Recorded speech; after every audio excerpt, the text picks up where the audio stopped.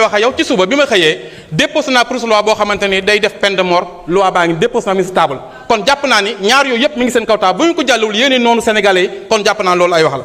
man nag monsieur le président yéen askanu Sénégal damaa dégg xale yi Macky Sall yi indi livre blanc man livre rouge laa indi mi ngi nii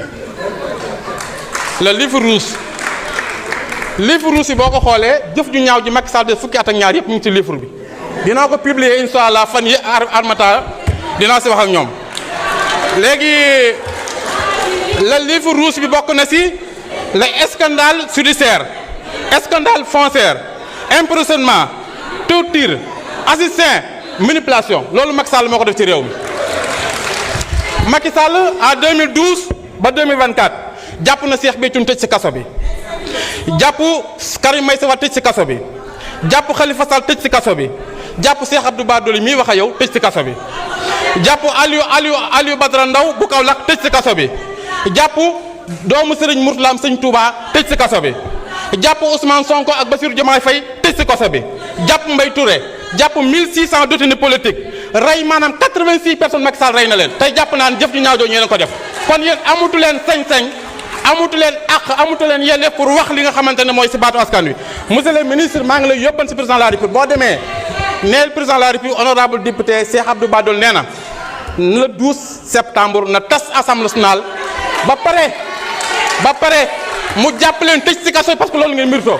yéen a sàcc xaalisu réew mi yéen a toroxal askan wi yéen a toroxal kilifa diine yi yéen a nangu seen passeport diplomatique yi ba pare ngeen bëgg nag dëgg fi toog di toroxalaat askan wi loolu duñ ko accepté tey duñ ko accepté ëllëg kon monsieur le ministre yóbbante la boo xam seen demande sociale pour le peuple sénégalais mooy nan tas assemblée nationale ba pare ñu jàpp leen tëj si kaso bi parce que ñii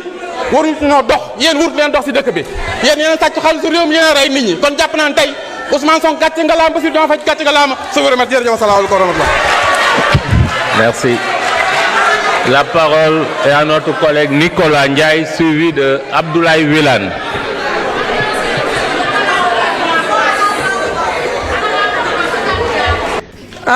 Suppression au conseil. Accès. Il y a des cultivateurs qui sont là-bas. Il y a des éleveurs, la patronat. xanaa yéen da ngeen xalaat ne ñun député yi walla ñun politique yi rek ñoo moom Sénégal da ngeen di nax seeni bopp suñu jógee ci foofu yéen da ngeen ñëw ngeen yokk dépense président de la république am ñaari soxna ñu yore la yore sa aawo yore sa ñaare seen premier ministre ñëw am ñaari soxna léegi nag monsieur le ministre xam nga ban loi nga war a indi fi képp ko am ñaari soxna ci Sénégal benn bii nguuru Sénégal moo la ko war a yoreel indi leen loi boobu ñu voté ko fii su ngeen paree ñu door a tas li ñu bëgg a tas ñun nag nekk ay républicain ne bu boobaa nag Guy Marius Sagna su ma takkee xëy na di ngeen ma ko yoree nag léegi nag suñu jógee ci loolu ba tey ñoo ngi si rationalisation président de la république Macky Sall moo ko fi njëkkee man maa ngi nii député bu amul république am ñaari soxna ñu yore la yore sa aawo yore sa ñaare seen premier ministre ñëw am ñaari soxna léegi nag monsieur le ministre xam nga ban loi nga war a indi fi képp ko am ñaari soxna ci Sénégal benn bii nguuru Sénégal moo la ko war a yoreel indi leen loi boobu ñu voté ko fii su ngeen paree ñu door a tas li ñu bëgg a tas ñun nag nekk ay républicain ne bu boobaa nag Guy Marius Sagna su ma takkee xëy na di ngeen ma ko yoree nag léegi. ñun ñii ñëpp ku ci ne cër la bëgg man de ku ma doon jox milliard di ma toroxal du ma ko jël ñii mooy suñu président ñun ñëpp nag président Diomaye Faye mooy président képp ku nekk opposition ak ku nekk pouvoir waaye ngir yàlla na ko oo suba mbaa tey ci guddi mënu ko noonu waxtaan ñu juboo bu ñibbisee ñu voté lépp mu jàll bu le 31 jotee mu tas lépp gars yi demaat élection su leen yàlla mayee ndam ngeen def li ngeen bëgg a def mais bu ñu créé leneen defuñu leen di def ay référendum xaalis ba muy jël charge yi muy supporté coow lu muy jël waaye am majorité tas conseil tas au conseil kii moo gën a yomb ci yéen fekk rationalisation la man daal li may wax di ko wax ñëpp ñun ñii nanu am ngor ñi fi indi sañu naw la lañu gënuñu de waaye ñu ngi seetaan nanu bàyyi sañu bopp nanu wàññi politique bi ni mel luñ taxaw de nañ seet yàlla sunu borom te liggéeyal askan wi sonal askan wi ñi ñu fi teg gënuñu ñu waaye dañoo gën sax ndax ñoo ñu fi teg toog ci suuf di ñu seetaan kon maa ngi sant yàlla bu baax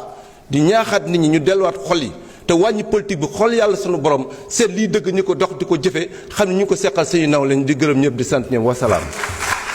Merci. Oumar Cissé. Là où la construction d'une division des investigations criminelles est nécessaire, une grande police. ndax li fa xew gis nga ko. Je rends hommage à mon fils Aziz Dabala, décédé récemment, des situations très critiques et très nébuleuses. Pour l'insécurité qui règne dans le département de Pikine. bi milliard mën nañ ko cee tabax. Monsieur le ministre, j'argumente mon vote. La construction d'une caserne de sapeurs-pompiers est très nécessaire dans le département de Pikine. Et c'est une exigence populaire des Pikinois. te loolu ci xaalis bi génnee fii mun ngeen ko ca tabax parce que Pikine moom manque d'infrastructure criard la am monsieur le ministre man nag ma ñëw wax la ne la yow magistrat nga benn tribunal bi ñu am je félicite le magistrat qui est sorti et invite l'autre au travail mais benn tribunal bi mu am Géejawaay jël na ko terre ba Géejawaay tribunal ba Géejawaay préfecture ba Géejawaay sapeur pompier ba Géejawaay ñun Pikine 15 milliards yi 16 milliards yi ñun ñoo ko soxla dama koy voter la suppression dama koy voter ba mu neex ndax 7 ans laa def ci assemblée nationale bi ci tey je n'ai jamais voté le budget du conseil des collectivités territoriales ni celui du 16 dama koy argumenter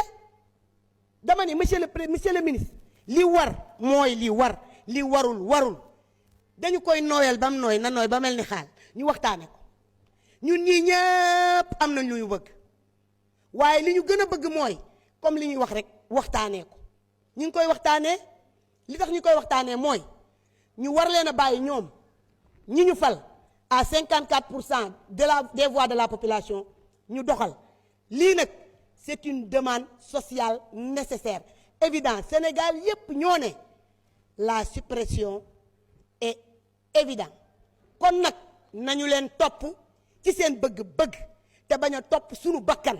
parce que topp suñu bakkan nag mënul passé taxaw fii di def ay blocage yu sew sewaan yu gàttaan moi je pense que mes collègues députés sont très républicains te lii nii am na ci loo xamante ne duñu ko bañ te danañ ko nangu boo gisee siège ni mu yaraaxee sax nga xam ne am na ci yoo xamante ni par force dañuy wote maa ngi leen di gërëm di leen sant monsieur le ministre